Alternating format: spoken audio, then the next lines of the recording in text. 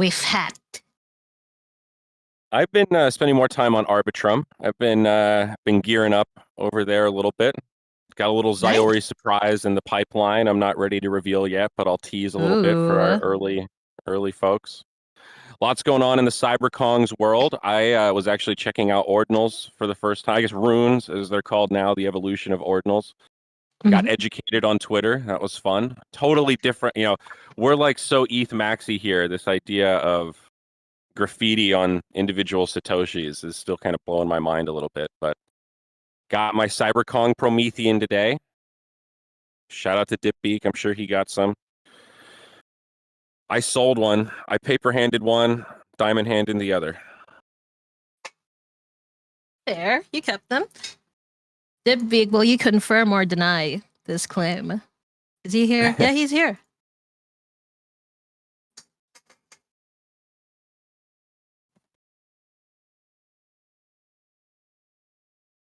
All right, we're good. 3 minutes in. Let's start. Good evening and good morning, Unicorn fam. Welcome back to our town hall. Right now, we're going to do a match 3 AMA, and we're going to be introducing SysMal, our very latest person from design. How about you say hi? Hey, everyone. Pleasure to be here, and pleasure to be going over my deck on how we're going to do some match 3 stuff. All right, love to hear it. Can you tell us a bit more about yourself? Yeah, so been playing video games for the last 33 years or so. Been designing them for around 15. I mean, that is my life, right? Like, I live in my mom's basement. I build video games for a living, and that's what I do. No, so yeah. What else is there? I've been an esports professional, the international level for about 2004 World Cyber Games, so 20 years now. Yeah, and I go to really rowdy parties all over the world because I'm psychotic. And I don't know. Is there anything else to me, babe? Oh, she says I'm really cute. Are you talking to player? Yeah, I've been a player, coach. I have organized events. Yeah. All right. What game? Yeah, so Halo, StarCraft, and Dota. Theoretically, Heroes of New Earth as well. Dota 1 and the Valve Dota. Halo 1 and 2. And for StarCraft, both Brood War and StarCraft 2. So, wow. Yeah, RTS fan. I have the APM for sure. My fastest recorded game was Ophelia with 414 APM. I was definitely ganking mid and bottom at the same time in this tournament match. Wow. What else? I still play a lot of Left 4 Dead, Counter-Strike. As far as I know, I'm the only person to get basically competed at international level, both with the thumbsticks and mouse and keyboard, and also across multiple genres. So yeah, my knowledge of video games is significant to say the least. People are, oh, what's your favorite game or favorite genre? The answer truly is I don't have one. I kind of just like the cerebral battleground as it is, like so. And you'll actually see that in my notes a lot. I tend to reference RTS in FPS titles. I reference fighting games in whatever. I've seen you reference Dota a few times already, so that's always good to see a fellow Dota nerd. There is a big chunk of the LG staff are based in the Philippines, and of course esports is quite a big thing there. Valorant, a lot of FPS games, but Dota has quite the presence, and I've observed this trend that some of our employees that have thrived the most are the ones that have some Venn diagram with either League of Legends or Dota 2, and just hours and hours and hours of training in the internet cesspool, let's call it, and thriving in the competitive environment.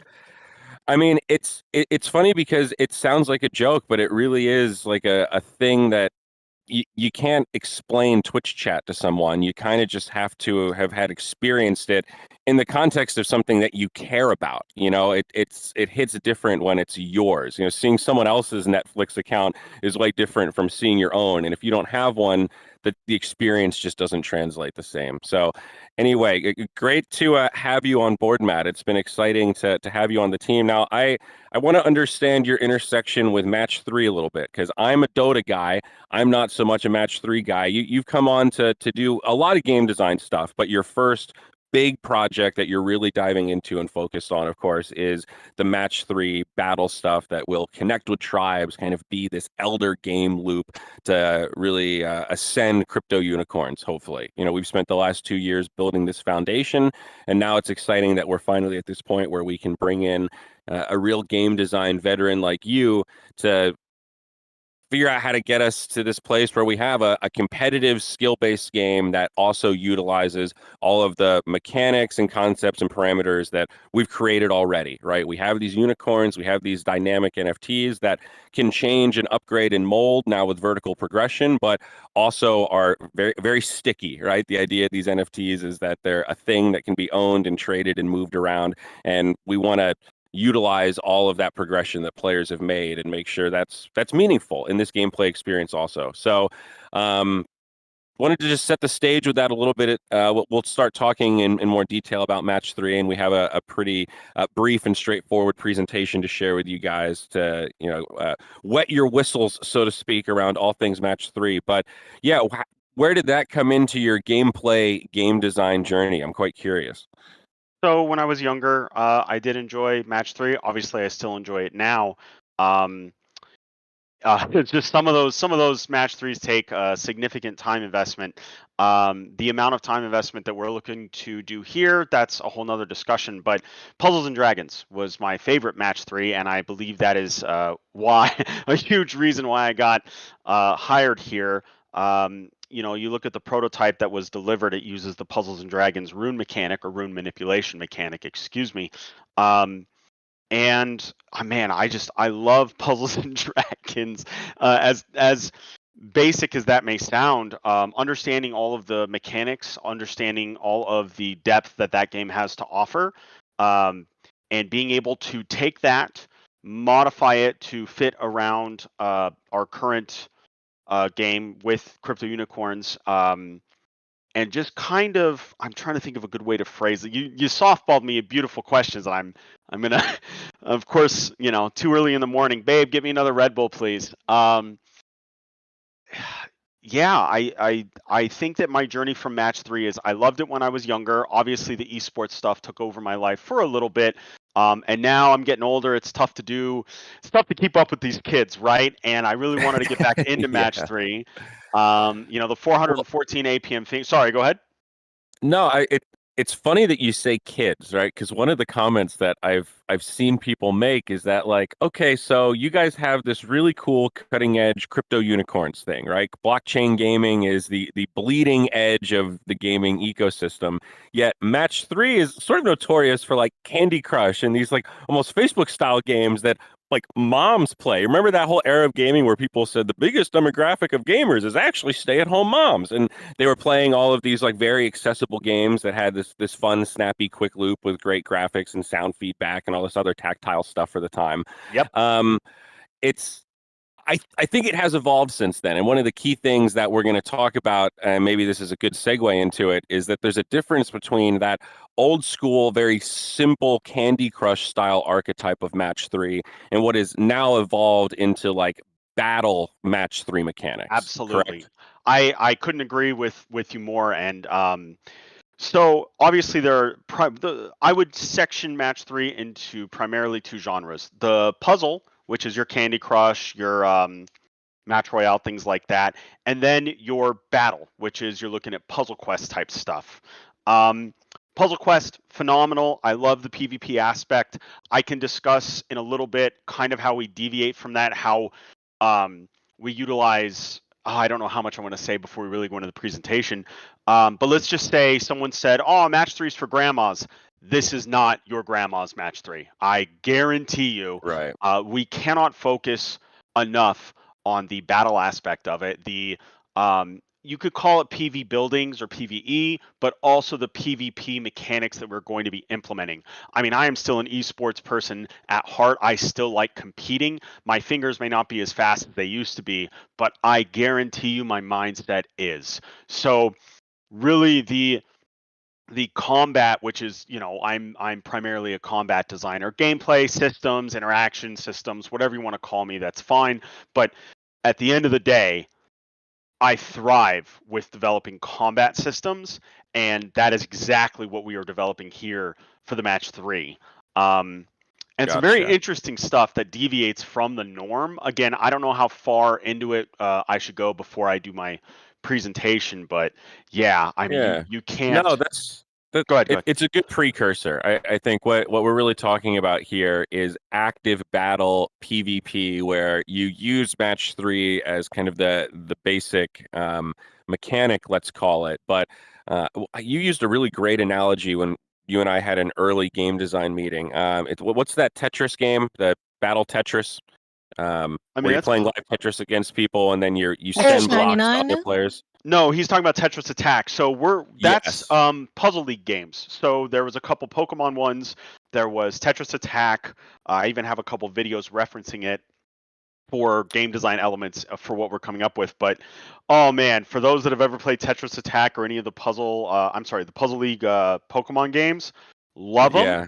And go ahead. I didn't mean to cut you off. I just got really No, excited. that was it. And I think Tetris 99 also has some similar mechanics where when you rack up certain points, then you can send bars to other people, and you can Yeah, it's target like a who. battle royale Tetris. Yeah, Yep. you can kind of gang up on people with your progression. So the point is, it's taking this evolution of what Tetris started as this single player game on a Game Boy that you're playing by yourself, sort of against yourself, and putting it in a wrapper that allows it to be more competitive and a live action game that still uses those same old, let's call them nostalgic mechanics. So not exactly one-to-one to Match 3, but I think it's a good analogy just to help prime us for what we're building towards and what the new vision is for the Unicorn Match 3 game, which I reckon we might need to come up with a spiffy name for to really sell it. We need like, I don't know, I'm gonna Unicorn leave marketing Classic, to that. Unicorn Brawl. Yeah. Yeah, Sparkly, fire up the creative engines. You know what that means. um. Oh boy. Yeah. Yeah. I. All I. right, well, Go ahead. maybe it's time just to hop into this presentation then and talk through some of this stuff.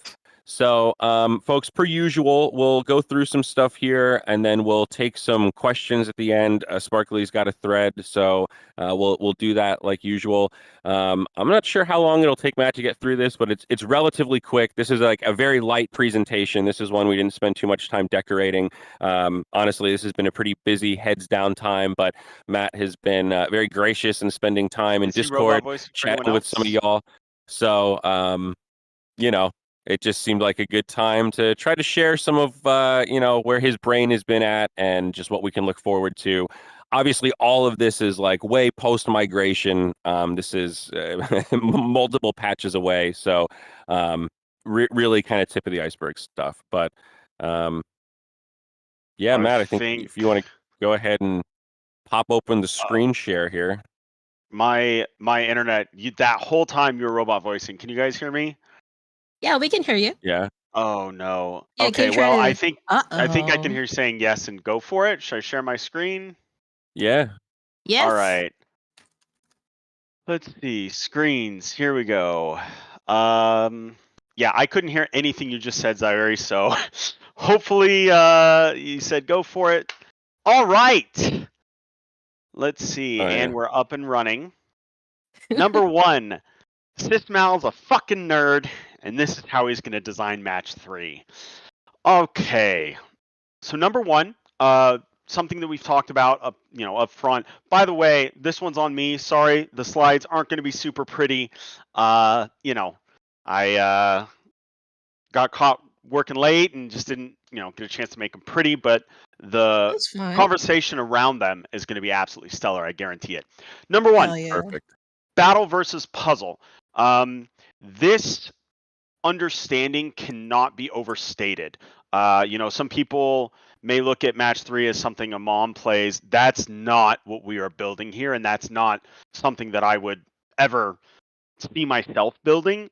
We are focused on battle, battle, battle. I am a combat designer first and foremost, and I am not deviating from that whatsoever.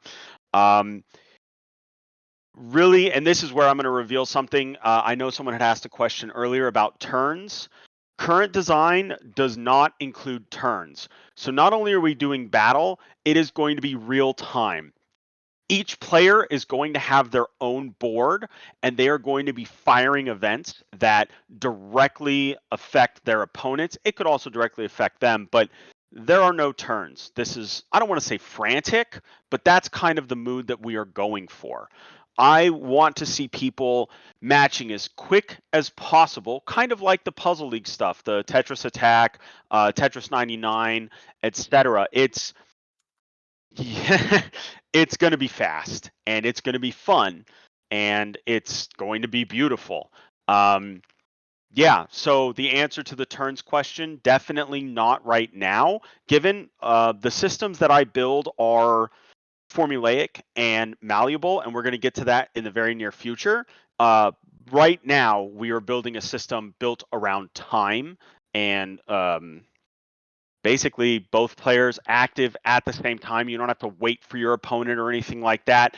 Game starts and you're off to the races.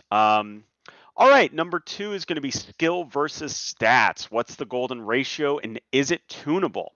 This has probably been the second biggest question that gets asked. How important are stats of the unicorns going to be versus the skill of the player? So, lot to say here. The answer is this. I don't need a direct, perfect answer right now. I need to build systems. I'm gonna sound like a broken record. I need to build systems where this is tunable and not every week or 2 weeks while we're still in development.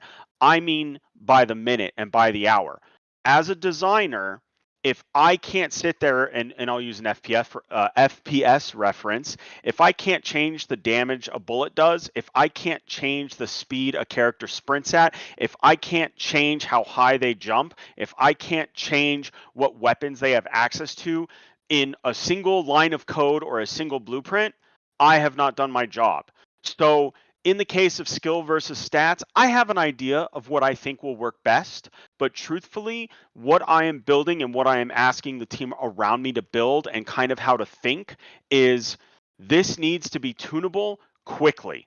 We need to be able to adjust this constantly, play the game, see if we like it, adjust it again, etc., etc., etc. I'm pretty sure I could come out with something and on first try, it'll be damn good. I've done this a lot. I know what I'm doing, and I don't mean to sound like an egotistical dick, but I am fucking good at this. That being said, why risk it? I'd rather come out with systems where we can adjust this as need be while we're developing, in an alpha, in a beta, and just knock it out of the park, right? So skill versus stats, I know the values that people internally have been discussing. I'm not sure if I should say that publicly, but what I I do want think to it's something that part of our mission here is to soft poll or temperature check and kind of just get a sense of what the community's expectation is. And I think that's a perfect example of something that's worthy of a discussion. It's a spot where we don't know exactly what the perfect balance of skill versus stats is. And some of the answer to that question is relative to what else exists in the ecosystem. If there's some other place where stats are really important, then maybe it's fine that this loop is mostly skill.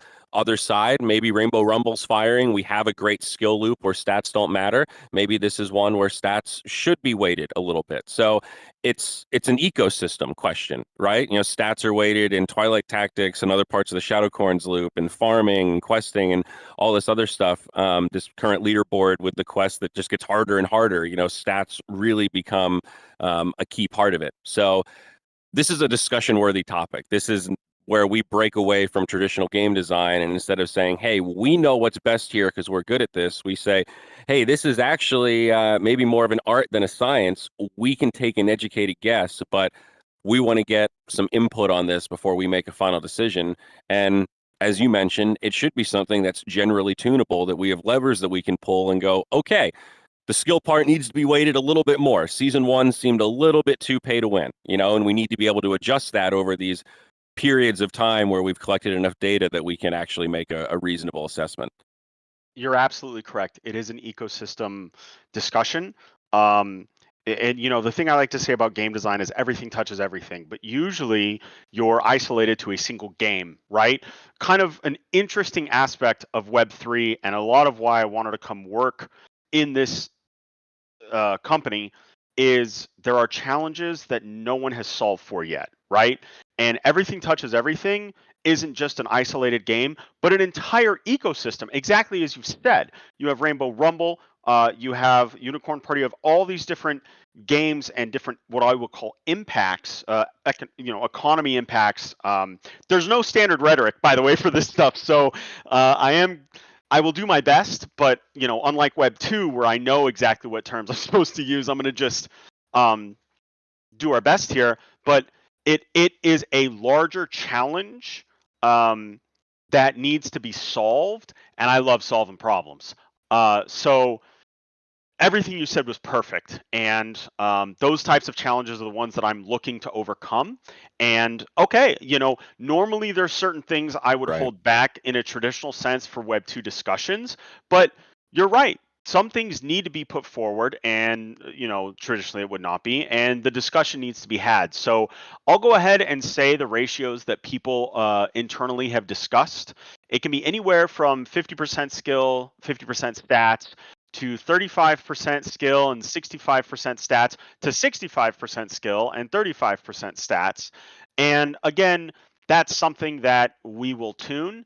I was actually speaking with Aaron yesterday, and there was a mechanic that I put into Match3 that he, gut check wasn't 100%, but I was like, no, this is exactly how you tune skill versus stats. And he goes, oh, that's good. I mean, I'm putting words in his mouth, but basically the gut check was, I don't know if I like it. And then I explained it's a lever for us to tune stuff. And I think he immediately was like, oh, I see the value of that. Right. So Yeah.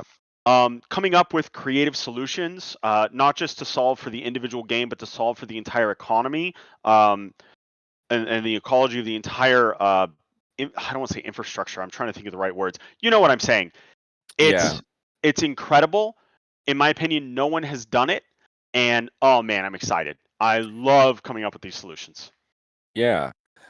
So we've mentioned Puzzles and Dragons a couple of times. When we talk about the primary mechanics, what that really refers to is this idea of building up energy based on a successful action. So you match some stuff together, you get some energy, right? And then as you build up that energy, that's what allows you to start using skills, abilities, spells, whatever, and build layers on top of the strategy. Am I correct in that being kind of the primary mechanic that we're referencing? Yes, I would say more than anything, Puzzles and Dragons rune manipulation mechanic is the best in class. And that is the primary mechanic that we're going to reference. Instead of making a single horizontal change or a single horizontal or vertical change, you are able to drag a rune around and make numerous changes at once based on however long we want to give you to take a turn. Outside of that, Okay. yes, gaining energy is something that is discussed. I've added other mechanics that we are still discussing internally on building energy and timers and stuff like that. But I see. obviously, matching can fire your attacks. There are other things that I have come up with that I think make Match3. I say it's Match3 on steroids, right? But the question is, how far do we want to take my psychotic designs? And we'll see. That being said, the primary mechanic is rune manipulation, and the building of energy, building of counters, so to speak, is definitely in there. Whereas a lot of other games that are in this genre do not have it. So I think everything you said is correct. I just want to put extra emphasis on the fact that the skill required to use the rune manipulation mechanic and how it functions is best in class, and it is what we will use. Or some deviation of it. You want my honest opinion? I don't ever just take something from another game. I like to build my own stuff, but I don't know how to make their rune manipulation mechanic any better. It's perfect. So, and we didn't have I see. anybody complain in the prototype regarding how it worked. I don't think anyone said, "Oh, this is bad," because it's not. It's great. So, yes, and maybe I'm a little hyper focused on this you're specific correct. thing. I had forgotten about that mechanic because we used it in our prototype and I kind of took it for granted. But you're right. The ability to do multiple actions, it's not just yeah, hard to explain, but when you experience it, you go, "Oh yeah, this is cool. I see the potential here." But Yeah, cool. Yeah, let's go to the next. move forward. Yeah. Yeah, the way I like to talk about P&D's, room mechanic is once you go to 144 hertz monitor, you can't go back to 60 hertz. Same thing there. All right, but anyway, moving on. What the fuck is this? Oh my god. Okay, so we're gonna break it down. Now, if I get too far into the weeds, stop me, Zyori, please. This is a visual representation of the beginning of the ability system that we are putting in there. So the question is, with the skill versus stats, how far into skill do we want to go? And what represents skill? Is it how fast you can match? Is it building your unicorns in a correct way, in a variety of ways that can handle all sorts of scenarios? Do you try and find whatever the strongest is and build your unicorns towards that? Define skill. And I like to make games where everything's viable, the math becomes fuzzy, and there never is a single path to optimization, right? So how do you make a system that is complex enough and where players have to assign value to abstract concepts? Well, you start by putting any of those abstract concepts into an ability system. And that's kind of what this is. So we've talked about RPS mechanics where certain things counter certain other ones. And that's kind of what this is showcasing here. The first thing on the left showcases the ability for unicorns to write upstream to the game mode, and I was explaining how that's bad. The second and third things showcase that the game mode writes downwards and sets the variables for the ability system for the match. Why does this matter? It's because we can set universal variables that will change how matches are played easily. It's tunable very quickly, and we can do things like, I would call them universal thematic modifications. And, the crypto unicorn lands, it's all windy, right? And no one can see anything. Accuracy stat is minus 50%, right? You throw a little lore in there, you change how the battlefield works, and you move forward. And that's kind of what this represents. It represents granularity, or at least control on a granular scale. It represents more things that we can do. We're not stuck with just stats or attributes, or just this or just that. Right. It allows the designers such as myself to get in there and to do what we need to do and to do it quickly. And it also is a security thing. This minimizes cheaters. Some people have asked about that. This red arrow right here, I don't know if you can see my mouse, is a no-no. And that's why we don't do that. So, yeah, and what does the ability system stuff mean? So more total content. That's something else that I didn't mention. In video game. Oh, go ahead. Real quick, if I could just, Yeah. I think a way to summarize what that last slide was talking about and what we're going into here by this ability system is really the notion of like Legos or building blocks. I remember you used the analogy to me, ability draft in Dota 2, and how amazing it is that that just works, right? And that's like almost a technical marvel and made possible by the fact that Dota is just this set of Legos that can be assembled in all these different ways that kind of give you infinite combinations, and you can just tweak a couple of those little framework rules and have a completely different game mode with a totally different set of strategy, and you don't have to build a new game. You just tweaked a couple key things at the fundamental level of the framework that sets the rules within that match.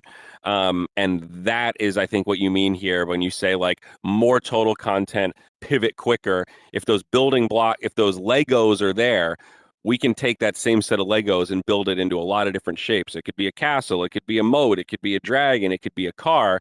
And that's a fundamentally different process than saying, hey, let's just build a proprietary dragon or let's just build a proprietary car, which is reinventing the wheel each time when we could just spend a little extra time building one set of Legos, then have all this extra bandwidth to really think about innovative ways to assemble them.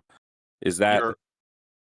You're correct. Spot on as always. Yeah, Dota's ability draft is an engineering marvel, in my opinion, and so is Path of Exile. For those that have not played Path of Exile, I assure you they are not paying me to say this. It's a phenomenal game. Being able to use all sorts of abilities in all sorts of ways, and structuring it to where, like you said, it's Legos. You can use it in so many ways, basically any way you want. It creates an infinite set of content, right? Because every game can be different. And that's why a lot of people play Dota, is no two games the same, right? So yes, that's what that means. And also something else you touched on, which is a very big deal. The way I am structuring things, if you look at, let's say, Metal Gear Solid, there is a system for shooting the gun. There is a system for footsteps. There is a system for perception. Oh man, I'm forgetting the term. Sense. That's it. So like, there's a sphere of sense range for audio and for visual around all of the enemies. Well, the way it's done in the modern era is you have one system and then you have abilities that handle everything, or spells depending on what it is. But really, everything is an ability. I know I sound like a broken record. I've said that I can't tell you how many times internally. And maybe I'll post that 7-minute video explaining that. But yes, it's not just more total content in how we can use the pieces that we have, but instead of having to build an entire footstep system, I just have an ability that makes footsteps and another ability in general that can sense audio and visual, if someone sees their feet or something like that. So it you have to break like designers have to break how they used to do things, and it's a very modern way of doing stuff, but my God, is it fast and is it easy? So, I'm really excited to implement that type of thinking. Yeah, it's so good. Anyway, yeah. So on to the next point, incremental development, and the goal is prototypes instead of potatoes, right? Hopefully the meme, for those that don't know, loader, please watch. But incremental development. So what's interesting, and we'll go back to the Lego reference. If I have 10 Legos, I can kind of use them in specific ways. 10 factorial, right? If I'm just using 2 or whatever. My math is bad. Don't quote me on that. But when we add an 11th piece, it kind of changes all of the permutations of what can be done. Nevertheless, that's an increment, right? It's just it's a 9% increase in what there is, right? Because there's 10, now 11 into 100, 9. Please tell me, math good? I don't know. So the way I like to develop is like that. I'm not going to sit here and write all these different systems and then hopefully at the end they all come together and work. Instead, it's one system and we slowly add to that system over and over and over. And if this is done correctly, we might be able to continue, as we have the prototype currently. I don't know if we're going to start a new one, build off of that one. That's a whole nother discussion. But with incremental development that I like to focus on, hopefully we have something that we can get feedback on earlier than traditional methods that we've done in the past, or I should say, have been used in the past. So the goal is to have a prototype. The goal is to be able to get something not just in our hands, but maybe in our community's hands, and get some earlier feedback than traditionally. And again, that comes back to being able to pivot quicker. If someone says, hey, or, we take a look and we go, hey, this sucks. Cool. Throw that increment out, build something else. Yeah, it sucks to lose, a few days of work, but it's better than months of work because you didn't realize this one system out of 5 actually doesn't fit in very well and it's actually not fun, right? So it's almost like our development process is agile in theme. That's a internal reference, because we're going to be like agile to pivot and to turn and do what needs to be done for this product based on both internal feedback and external feedback. So yeah, that's kind of the thing. Should I go to the next slide? I think so. Yeah, let's keep cruising. Diagrams, bro, you're weird. I am very weird. Thank you. Things like this is kind of how we're going to accomplish this ability system. I just want to show, some weird diagrams to prove like, hey, I'm not just making this up. The next one is like, let me show you proof via an example. And you being a Dota player, you'll remember this one. Instead of going over the graphs and all the images and stuff, I'll just kind of explain it. So if there was an ability that did 500 damage over 10 seconds, that means it does 50 damage a second. And the way the formula was written back in the day for Dota is it would go, what's the damage divided by what's the time? Okay, I know to do X damage per every half second. There was no way to reduce the duration of effects on a character for 17, 18 years across Dota 1, Heroes of Newerth, Dota 2. Until Dota 2 was like, hey, why don't we lower the duration or give the ability to lower the duration of abilities that have a duration on a character. So it's 500 damage over 10 seconds. And now you could get an item where it'd be that thing would only last 2.5 seconds. Well, the problem with the formula that had been used for 18 years is its damage over the duration. So you would think, 500 damage over 5 seconds. If it's 2.5 seconds, it should do 250 damage. Unfortunately, the way the math was written, that's wrong. So now that ability did 500 damage over 2.5 seconds. So it just killed someone.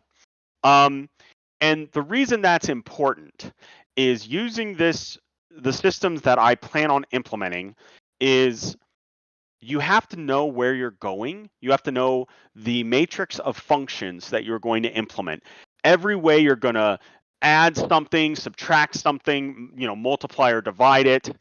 Every, whether it's attributes, whether it's stats, whether they're core or derived, whether there's Booleans such as disarm or silence that you want to implement, you have to know every way that can happen and every possible, like I said, matrix of function. You need to know every function that needs to be in this game.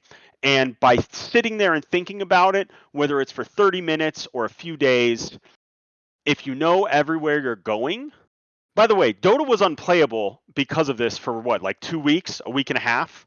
Now, given their tech debt from 18 years, but Match3, we don't have any tech debt, right? So if we sit here, which I do every day, just for 30 minutes, an hour, even a couple hours, we're sure to make functions and formulas and stuff that are going to scale with every incremental piece of development. So in this case, the 2 hours I spend figuring this type of stuff out makes sure that we don't end up in a position where we're out for 2 weeks, right? We're down because we wanted to add a new mechanic to the game. It broke stuff that's previous. That happens all the time. I'm not letting it happen. That's the short end of it. The work that I'm doing. Sorry, I got long-winded there. The short end of the short explanation is I am working unbelievably hard to make sure everything that we develop doesn't break anything previous. Okay. Sound good? Yeah, So sounds that's great. all this means. Next, more Figmas. Dude, this looks cool, right? Like, oh man, what's all this stuff? Bottom left square, the middle left I square, like not so pretty, unicorns. right? All right, intermission. Take a break. I need a breather. I got a little too focused there. All right, can I get +1 rep for anyone? Oh, it doesn't say it here anymore. +1 rep for anyone that knows where this dragon is from. Anyone? Anyone? Let me see the chat. First one to get it. +1 rep in my eyes. No? I don't think anyone knows. I don't know. I'm too young. Oh man. No. I'm but a wee lad.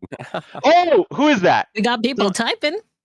Yeah. Dig. I don't want to try and say that, but Digstra got it. So well done. On to the next. Photos are cool, but I love balls of text. Okay. So, I don't think anyone doubts me, but I wanted to give a little insight into what I've been doing. So, right out of the gate, all of this has been step 1. And yes, I referenced StarCraft there.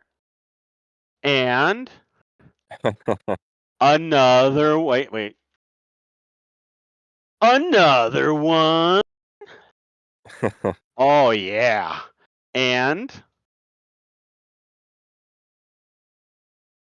oh my God, how many does this guy, dude? I What love is this. He took a play out of the Trump playbook and he put more pictures in it so that people will read it and not lose focus. It's a genius maneuver. Thank you. Actually, so I do my best not to hit people with what I call the wall of text. You got to put photos in there. You got to put, oh my God, dude, who writes all this? Jesus, what? This is Gotcha. I'm not even halfway through this one. What is going on? Nerd Dude, alert. huge nerd. Wait, what is all this percentages? What a change log. What is, dude, who wrote all this? Oh man. And so you all know that's Well, for, oh, go You've ahead. got me excited. I'm not going to lie.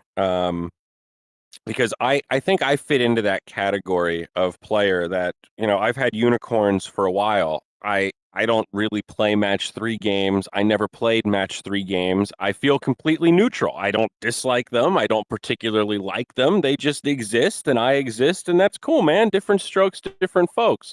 So, if you had asked me years ago, hey, man, are you ever going to be working on developing a Web3 game that does Match 3? I would not have necessarily thought so. But a lot of these mechanics, you've been explaining to me over the last couple of weeks, and we've had a lot of good one-on-ones trying to talk through how this can connect and intersect with the ecosystem and how we can utilize all this existing digital infrastructure and then leverage that so that new users can get a taste and make sure this isn't gated behind hours and hours of gameplay and thousands of dollars worth of investments, but making this something that even new players can touch. So a lot of moving parts here, and obviously we're going to have a lot more of these kind of calls and demonstrations as we get closer. SysMal here is still pretty new to the crew, so it's been awesome to see his fresh ideas injected and kind of open us up to, he's been able to come at this without the constraints of, oh man, Polygon's made this really hard, and just, hey, what's going to make the best game possible? What's going to be the most innovative, fun thing that we can be really proud of, that will generate buzz and get people excited to play? Let's make a game that we're all going to be really excited to play and test once we get these prototypes up. So certainly a tall order and a very ambitious kind of vision, but I think that's exactly what we need. I know just copying Candy Crush is not what's going to save us, but building a really cool skill game that also takes assets to heart. I mean, that was some of the magic charm in the 2021 cycle that created play to earn and led to the whole narrative that Unicorns was born out of, right? Axie Classic was this skill-based card game where you had to use Axies as part of the game, and as people went deeper into the skill game, that creates the market for more breeding and just increasing that supply. And it's cool that we've got 200,000 unicorns that can actually start to scale with a user base and see that flywheel take off. So now you got me rambling, but anyway, super excited. Thank you for running through that with us, Matt. Sparkly, if we've got some questions, happy to dive in. I admit I'm on the Vision Pro today, and it's hard to chat and look at the chat at the same time. The interface is subpar. Would you believe it? And hopefully you guys Believe can't me. hear that background noise, but I got this siren next to me I'm just so Oh, not at sexy, it keeps all. going off. All right, we do have a couple of questions. Hold on. Let me go ahead and look for it. Okay, so we have Goliath Rules asking, this is already answered, but maybe if you would like to add something. So he's asking, will this have a turn-based approach or have an interaction requirement for manual manipulation of board or game components? So this was answered before. Or will this be auto or AI controlled and have limited interaction by the player in the game outcome? I'm kind of interested in the second part of this question with auto and AI controls. Do you think there's a place for that in this kind of gameplay, and what kind of situation would necessitate that? Absolutely wonderful question. So there is less definitive rhetoric on this. I will tell you what I believe. So obviously, some people are going to love playing the match 3. Other people are kind of want to just send their unicorns in and have the gameplay itself. First, I should say that you have PvE, so there are going to be bots that control, will script encounters and such that players will be playing against in tribes. But if people would like to, in a sense, go on the attack or go on the assault, yet not be there controlling, their characters, basically interacting with the board, we've said that there may be players that are like that, and we need to develop a solution where someone can kind of just put their stuff on auto attack, so to speak. Probably not the best terminology. Someone can auto assault. So it has been noted that there may need to be a script or a bot that can control players' character and potentially the board, and how powerful that bot should be, like how well it should play, is questionable. Do we even want to allow that for a player that is on the attack? Is questionable. That's something that we're going to need to see and tune and figure out. We have thought of it. Unfortunately, I wish I had a better, more definitive answer for you. Yeah, that's a tough one, and that's going to take not just a meticulous solution, but it's the theory behind how the bots or scripting should perform for characters that are from a player that are assaulting either an enemy player or a building. Yeah, that's a tough one. If we even allow it, I would like to allow it, but that, if we script the bot too strong, all of a sudden you just send your stuff on auto attack and no one plays match 3 anymore, right? So that's what we definitely have to avoid. But making it so weak that you never win, that's a no bueno as well. So that the solution to the question you asked is, it's I don't want to say fragile. I'm trying to think of the right word. Well, the Legos are a partial solution, right? Because if you have the building blocks, then you can build bot scripts that assemble the building blocks and then start to inject variants where, like, sometimes the bot performs better, sometimes the bot performs worse, and kind of like it's a That shitty simulation, but simulates some of that, like, line of some humans perform better than others, and sometimes the bot just kicks itself in the nuts. It's really unfortunate. Yeah, that's definitely one solution. High variance of performance from the bot. I've talked about difficulty, right? 1 to 10 or whatever scaling we want to use, and how to generate difficulty.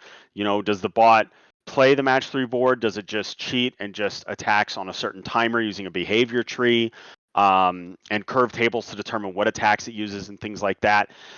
All of these are discussions that have been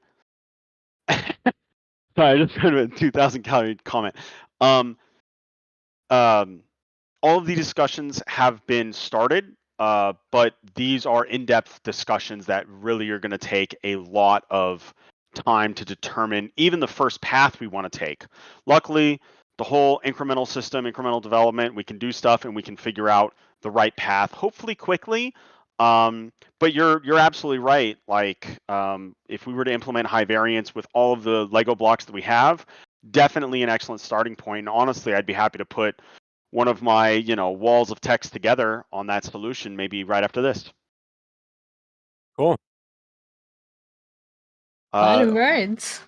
Oh, and Yeah. sorry, one other one. Lot of Yes, words. currently time. Ooh. Currently, we are using time as opposed to turns. But again, the system that I'm building should work for both. So if time feels bad, because most of these are turn based, right? We will do that. But I am a huge fan of real time. I'm personally, and maybe I shouldn't say this, right? I am biased towards time, and I think that is the way to go currently. Cool. Yeah, definitely feel you there. So chat, just to allow SysMal to speak more freely, let's have a little disclaimer.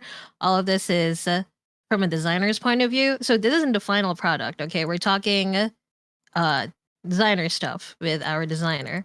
So if things do not make it to the final game, yeah, this is just a preview. So don't take it as set in stone. Yeah, this means you can talk at length more. Understood. All right. Very early, lots of ideas, new employee. Absolutely. Overall, Yes, sir. excited, but still a lot to investigate and figure out and test and build here. So, yeah, great Mhm. disclaimer, Sparkly. We currently, we don't have any questions right now on the list, but I am really curious. I feel like there's a couple of things that the community might be interested in. First of all, I feel like a lot of people will be excited, sort of like that it's a bit more modular and allows the team to pivot quicker. And the main interest would be in seeing how this would apply in practical applications of that regarding situations that we've encountered in the past. So I'm just going to run through some of the things that we have come across in some of our games. And I'd like to hear from your perspective how you would deal with it. Okay? Sure. Sounds fun. So first off, every player struggle, lag. We did have some so we have players from all over. We have players from Asia, we have players from the US, and sometimes if we get them in the same place, it does get a little challenging to do time-based gameplay, even though time-based gameplay really is fun and I feel like it's more engaging. Lag really just, screws that over sometimes. How would you So handle that from a design perspective? number one, predictive versus lockstep. Everything that you do on the client, so whether we'll just say on your computer right now,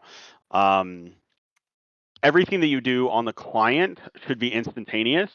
The server would then do its best. It receives your inputs and does its best to how do I say this? Use them right in a non-conflicting way. Sometimes you get a little bit of desync, and how you have to handle that in an extremely complex way. I'm probably overshooting my bounds here. Talking, the engineers are screaming at me right now. But that's number one. Is I would use predictive as opposed to lockstep. Number two, you can always design things that in Overwatch, for instance, I'll use an FPS. Like on console, you want to use a lot of rockets or AOE stuff because they're at a theoretical disadvantage due to not having a mouse and keyboard. So the design is to make rockets, at least on console, a little bit stronger if they have to play against PC players, right? So whatever disadvantage someone has due to whether it be peripherals, lag, etc., you can buff certain things, make them stronger, things that account for that. So in this case, I mean, truthfully, if you have 300 ping and you're just dragging the rune around, I don't feel like that's going to cause a problem the way we have things set up. I'm trying to think like that's, I would have to experience whatever issues come up. Obviously, if you have, let's say, 300 ping, severe latency, and you're moving the rune So around, it's let me give you some context here. You just fell into a cleverly crafted trap from Sparkly, sir. Welcome to your first employee hazing. It's an Got him. impossible question to answer. And the real answer is we need to be aware of it because some insane percentage of blockchain adjacent gamers come from areas of the world where the internet is garbage. I'm in Puerto Rico right now, and my internet's been down for 3 days. That's what life is like in most of the Philippines. So we have to design around the fact that most of our gamers are people that don't have sick rigs and awesome gaming laptops and gigabit line connections. That's going to be like less than 10% of our players. Most of them are going to be people in developing countries and places where even the best internet is still pretty dumpster tier and pretty unreliable. And we just want to account for that in our designs, because if we don't, we'll end up just missing out on a big player base that would otherwise be really enthused to, enter our pools of gameplay.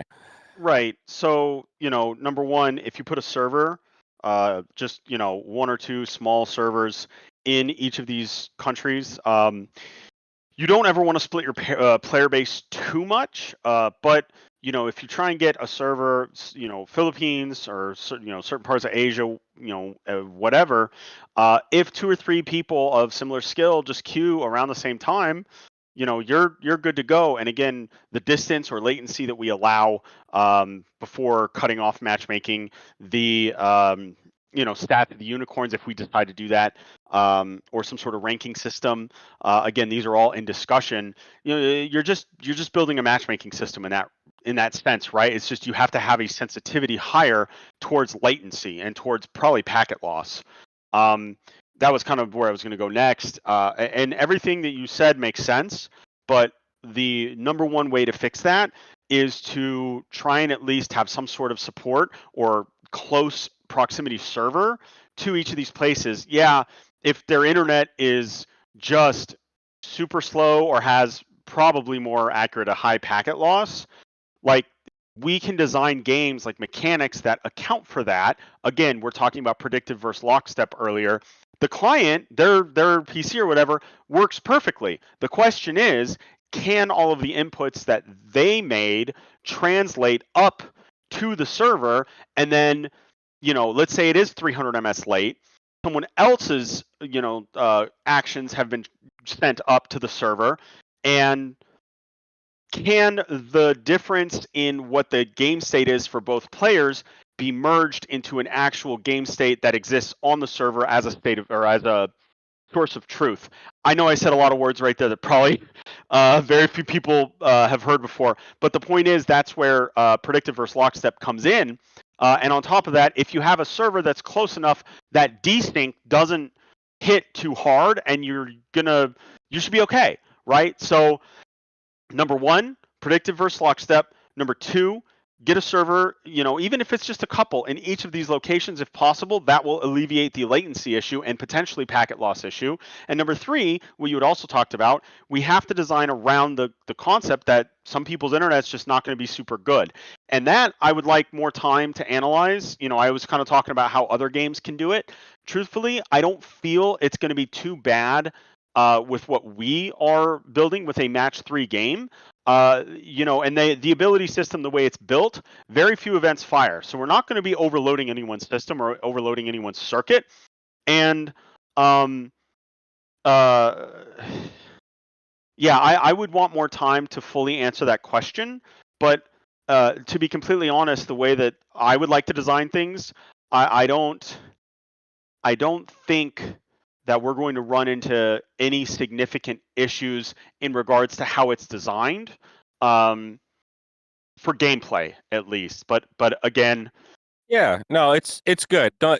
No worries, no stress. More just Absolutely. something that we always want to think about. Absolutely. Because it is an issue, and that is one thing that couldn't be more night and day different from the esports style of gamer. That it's sort of like, hey man, it's on you to move to the near the hub and get a low latency connection if you really want to take this shit seriously.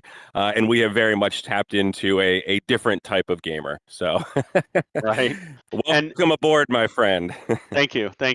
Yeah, I'm interested to address that challenge kind of the same way I'm interested to address developing a game that doesn't just, every part of the game touches every part of the game, but it touches an entire ecosystem, right?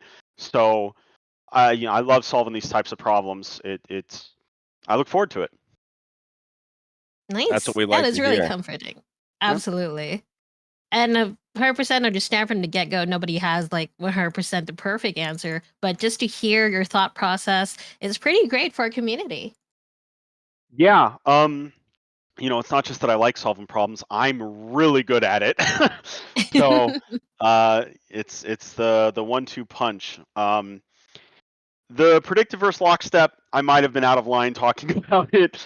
I mean, I can go look into it after this. I'm gonna have there are more discussions with engineering coming, and I'm sure they're gonna yell at me. But hey, that comes with the job, right?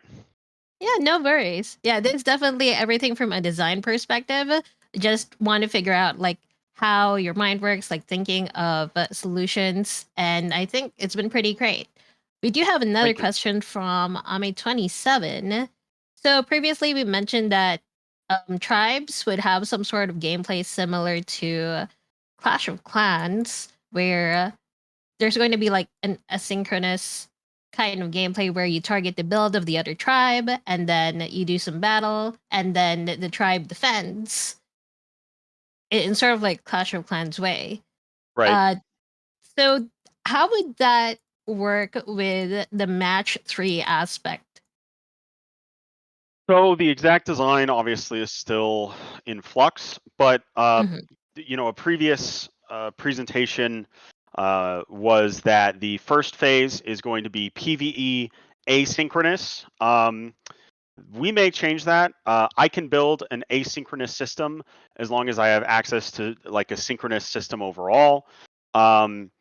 Asynchronous, of course, implies turns, which I don't think we need to implement. So first off, asynchronous probably not going to be there. Second, how do we attack buildings? Or how does the attack go in general? Again, the exact UX sequencing is not fully designed yet. One of the other documents I have, one of the other diagrams, it goes into this far more in depth. I will do my best to summarize.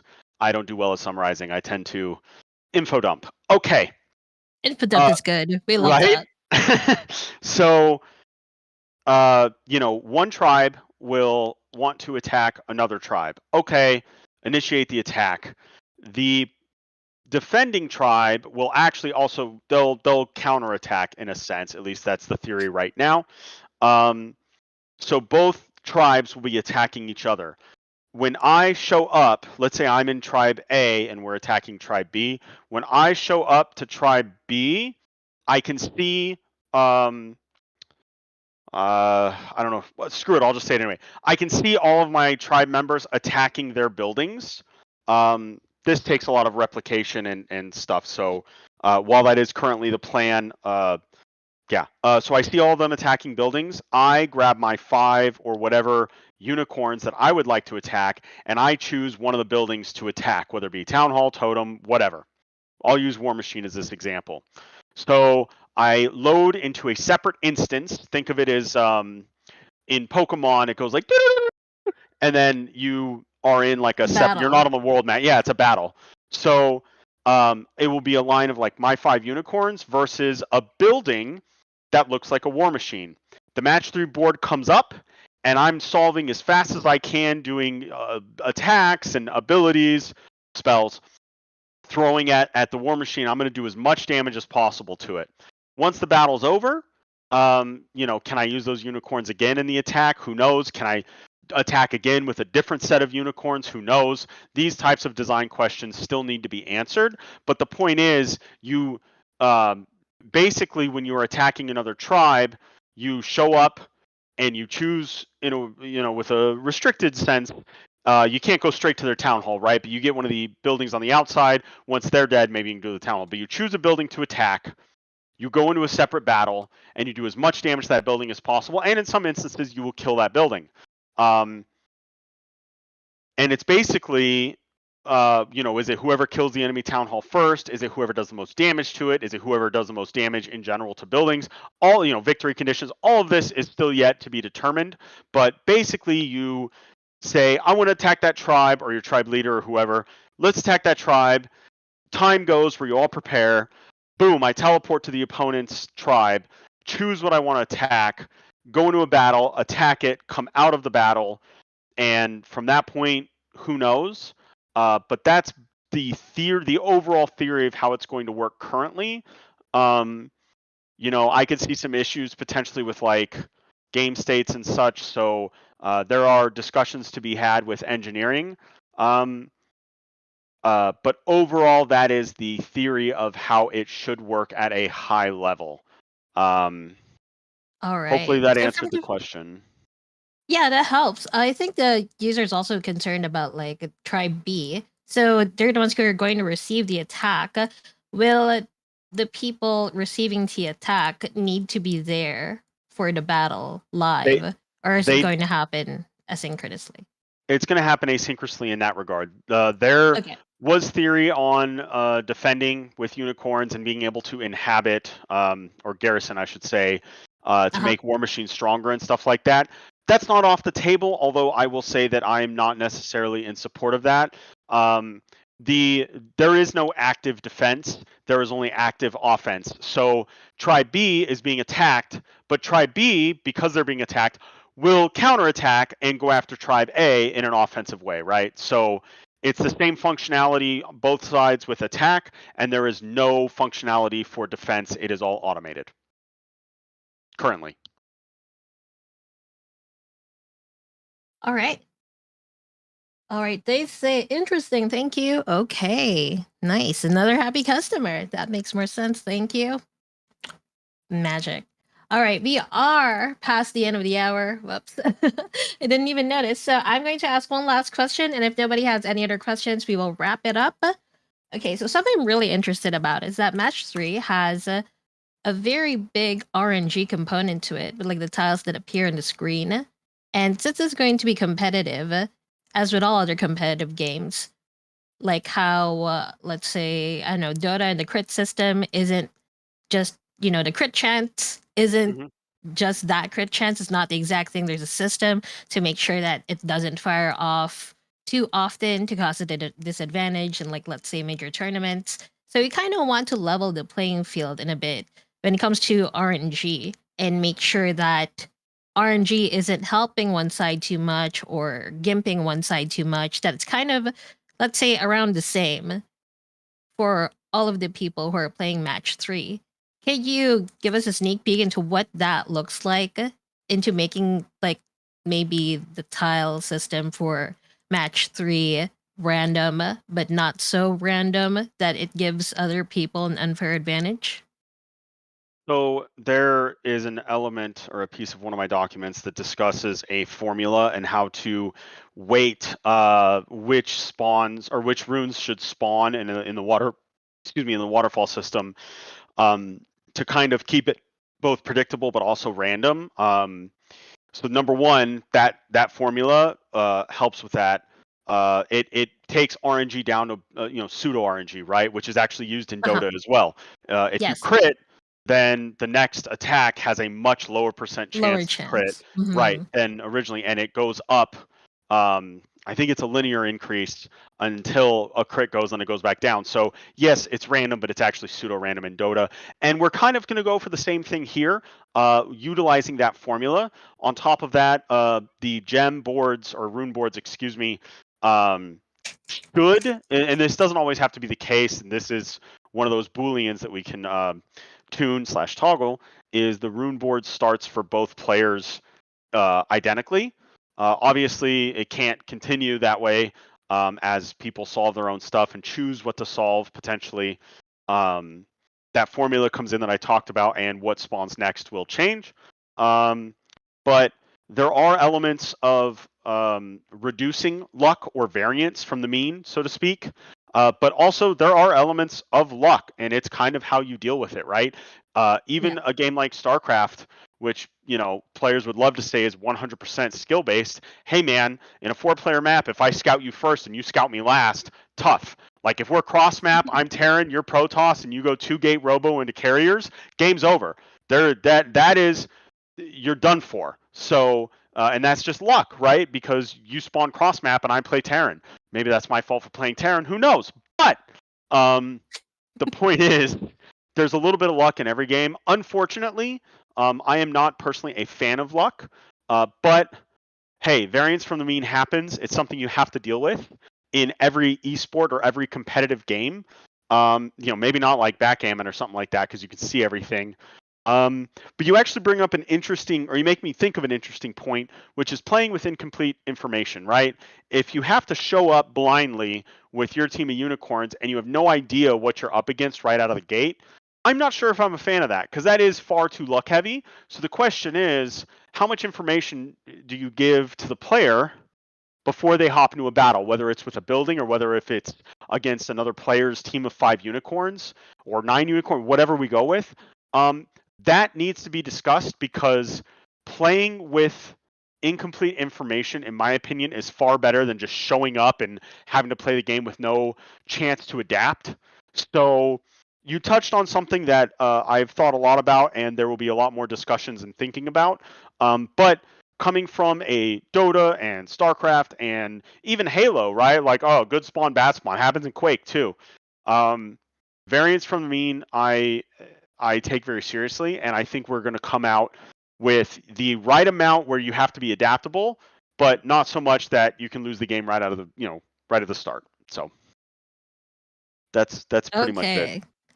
So what I heard is no top deck lethal. Got it. Exactly. Exodia, obliterate! Rip Yu-Gi-Oh fans. Okay, so that is our final question for now. If you guys have any other additional questions, I do have that link, that thread. Please ask your questions there, and we would love to answer them later on. Okay, that concludes our Match 3 AMA. Do you have any closing remarks for us? No. There was a couple things that I wanted to discuss, but I think I will save them for next time. We're a little over time, Ooh. so yeah. Okay. Yeah, I think I'm good for now. Thank you so much for everyone that came and hung out and asked questions and such. I will say this: I've really enjoyed interacting with the community, chatting with everyone here has been fantastic. And I look forward to delivering the best match 3 the world has ever seen. Hell yeah, we love to hear that. Okay, thank you so much, Yang. We will post a recording of this in our socials if you would like to give it a re-listen. And don't forget to share this with your friends and fellow Unicorn fam who couldn't make it. And if you have more burning questions, remember the thread is there. I will link it shortly later. This has been Sparkly Unicorn with Stealthy on Tech, hosting Zyori and SysMal. So good morning, good night, and see you in game, Unicorn fam. We have this thing at the end of everything like this. We say uwu. Can you get an uwu? Ooh-woo! Uwu. Ooh, Hell yeah. All right. Bye, y'all. bye bye. Thanks, everybody.